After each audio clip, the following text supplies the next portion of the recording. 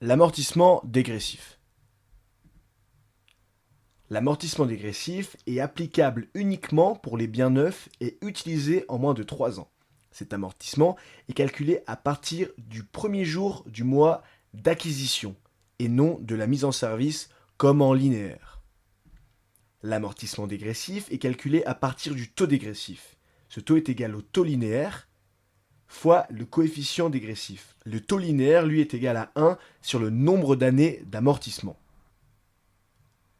Le taux dégressif est égal à 1,25 pour une durée d'utilisation de 3 à 4 ans, 1,75 de 5 à 6 ans et 2,25 quand la durée d'utilisation est supérieure à 6 ans. Attention, lorsque le taux dégressif devient inférieur au taux linéaire, on termine l'amortissement du bien en linéaire.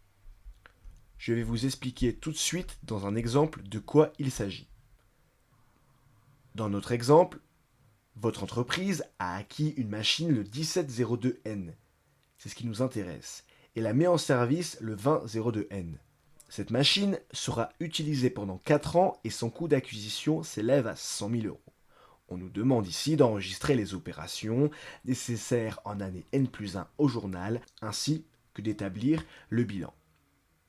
Les informations que vous devez rechercher sont d'abord le coefficient dégressif qui est de 1,25. En effet, la durée d'utilisation est entre 3 et 4 ans. Le taux linéaire est de 1 sur le nombre d'années, donc 1 sur 4. Le taux dégressif, quant à lui, est égal au taux linéaire 1 sur 4 fois le taux dégressif 1,25, il est égal à 0,3125. On prend notre tableau d'amortissement, on met à gauche le taux linéaire, 1 quart, 1 tiers, 1 demi, 1. Le nombre d'années, ici 4 ans, la valeur brute qui ne change jamais, et la dotation annuelle.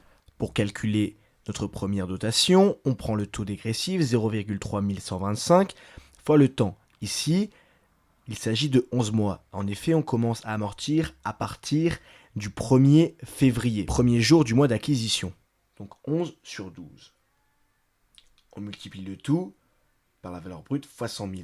La première annuité est donc de 28 646.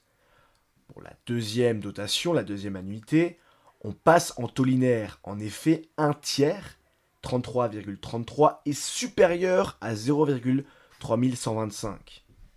Maintenant qu'on a notre taux, pour calculer l'annuité, attention ici, on fait de façon différente que si on était en amortissement économique ou linéaire.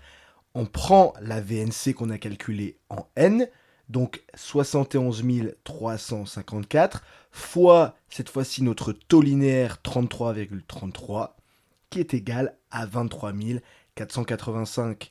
Pour la troisième dotation, le taux linéaire est 1 demi.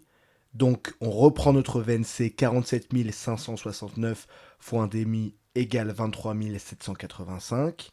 Et la quatrième dotation égale 1 sur 1, soit 23 784, notre VNC en N plus 2, 23 784. On voit bien ici que les amortissements tendent vers 0 avec l'amortissement dégressif. Pour l'enregistrement au journal, on regarde le montant de l'annuité dans notre tableau, qu'on enregistre au compte 681 dotation aux provisions au débit pour constater la charge. Cette annuité est d'une valeur de 23 785 en N plus 1. Notre exercice nous demande de comptabiliser au journal en N plus 1. En compensation, au compte 2815 amortissement sur matériel car il s'agit d'une machine, on enregistre au crédit du même montant, 23 785. Maintenant, au bilan, on enregistre donc une immobilisation corporelle. On nous demande d'enregistrer en N plus 1, la valeur brute est toujours de 100 000, c'est la valeur d'acquisition, elle ne changera jamais. L'amortissement, c'est le cumul, on regarde dans notre tableau en N plus 1, on a un cumul de 52 431, et le montant net égale la valeur brute 100 000 moins 52 431 égale 47 569. Merci d'avoir écouté ce cours.